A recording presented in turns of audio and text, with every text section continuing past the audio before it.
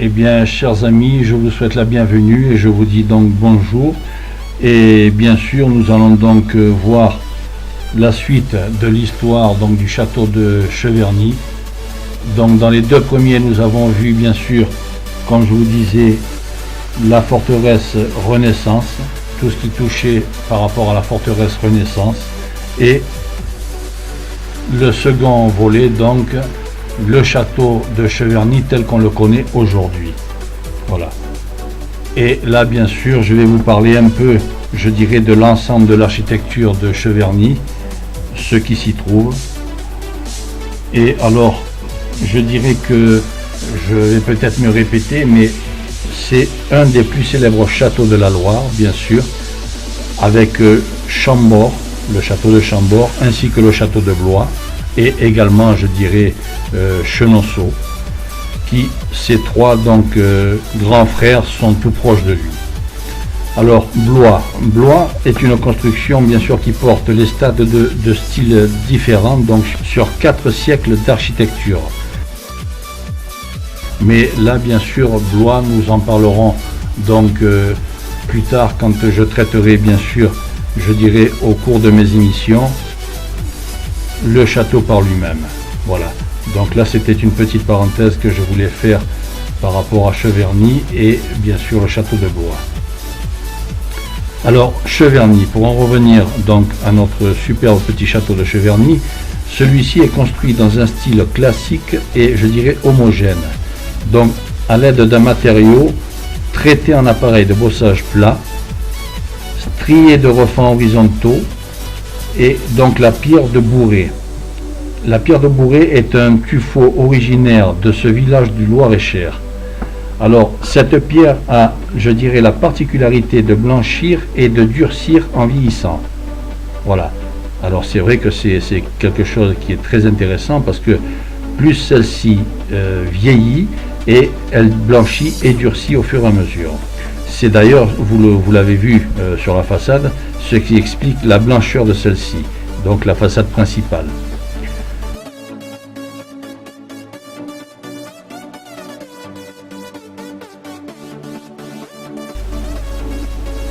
Alors, quant à la façade, donc celle-ci est ornée également de bustes d'empereurs romains.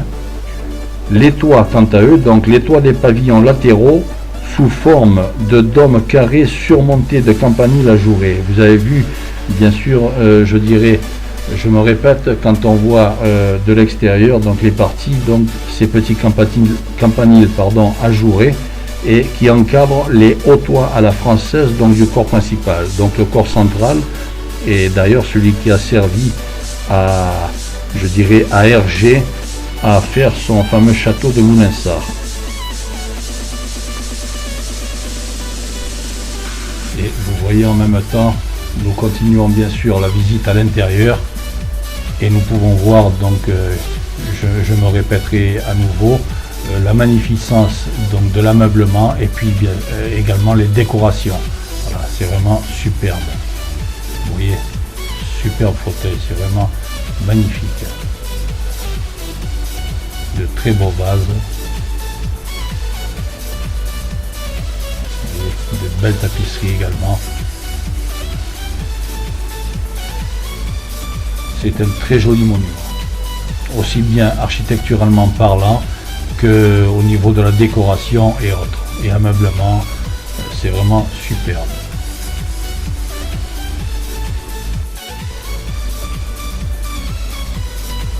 Décoration de porte et tout, c'est superbe. Très joli corps.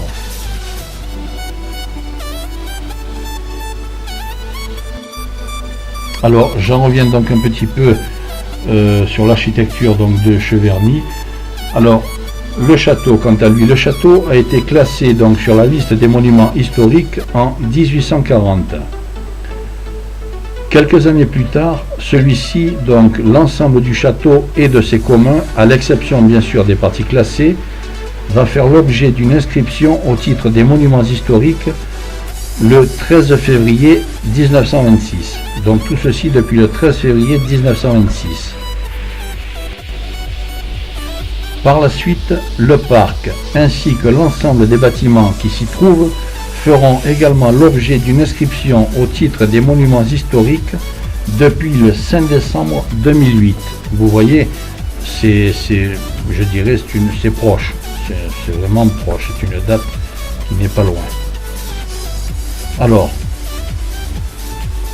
je vais donc continuer mon petit énoncé. Alors, je dirais également qu'une partie du domaine a fait l'objet d'un classement au titre des monuments historiques, et ce depuis le 30 juin 2010. Alors là, bien sûr, on se rapproche encore davantage. Vous voyez, c'est vraiment, nous sommes en 2015. Enfin, là, je présente mon émission, ma première émission en 2015.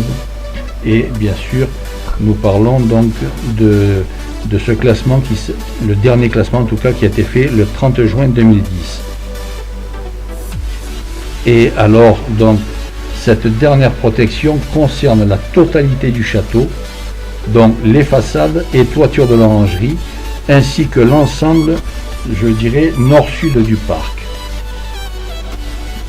Donc vous voyez, là c'est vraiment un monument qui est protégé à tout point de vue, et c'est bien, je dirais, heureusement, car c'est vraiment une merveille, une pure merveille d'architecture, et quelque chose de merveilleux, et qu'il faut que garder, je dirais, dans le temps, car ce sont des vestiges qui nous rappellent bien sûr notre histoire, l'histoire de France, et c'est un patrimoine que nous avons et qui enrichit en tout cas notre culture, et je dirais le pays de toutes ces beautés que nous pouvons avoir sur notre sol, sur notre territoire.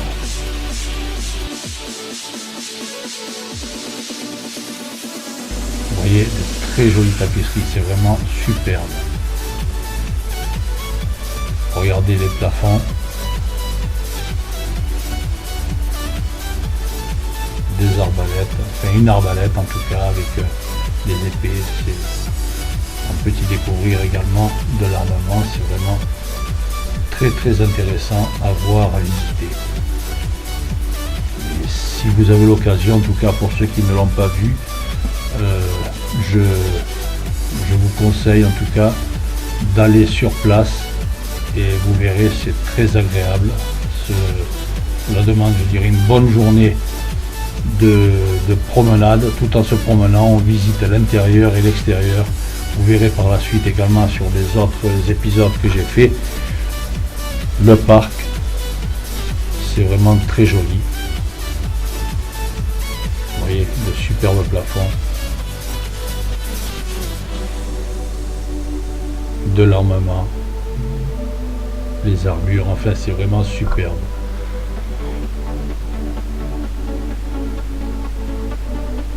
Pour les passionnés, et je dirais même pour les non passionnés en tout cas, c'est un plaisir. C'est un plaisir à voir et à visiter.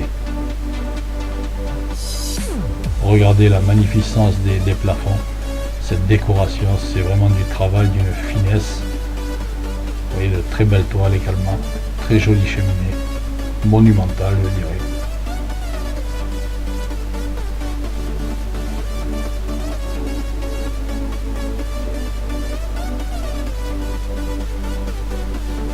Je vous laisse donc découvrir la suite de la visite au travers de mon petit film que j'ai fait sous forme de documentaire.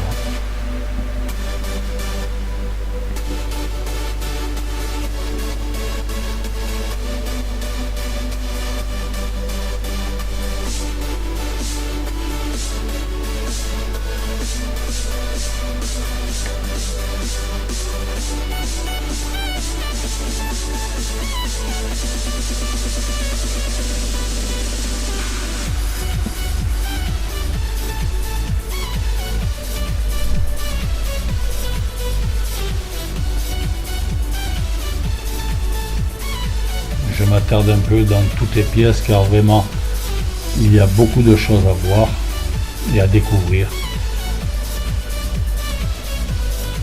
et en même temps prendre le temps d'apprécier la visite de ce petit château.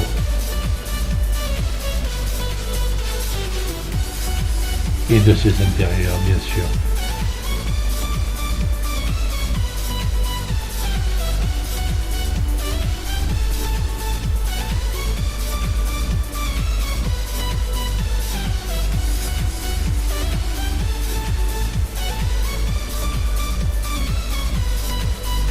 Vous voyez de très beaux soubassements, l'armure, une très belle armure. Et la décoration des soubassements, c'est vraiment quelque chose de superbe, d'une finesse, mais alors c'est éblouissant. Des épées à deux mains, ça devait peser, je dirais, quand même assez lourd.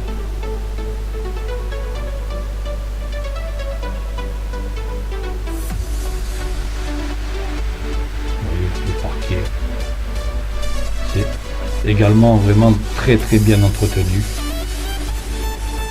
On peut imaginer toutes les personnes que l'on ne voit pas qui s'affairent justement à entretenir le château. Cela demande beaucoup de travail et d'attention. Donc on peut rendre hommage à toutes ces personnes, y compris bien sûr aux propriétaires.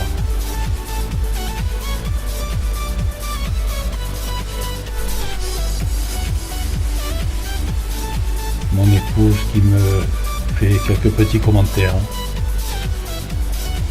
Voilà, chers amis, nous arrivons au bout de ce 4e volet. J'espère que celui-ci vous a intéressé tout autant que les précédents. Et je vous dis donc à bientôt pour la suite de la visite donc à Cheverny. Merci de m'avoir accompagné au travers de ce petit film. Et je vous dis donc à bientôt. Merci et au revoir.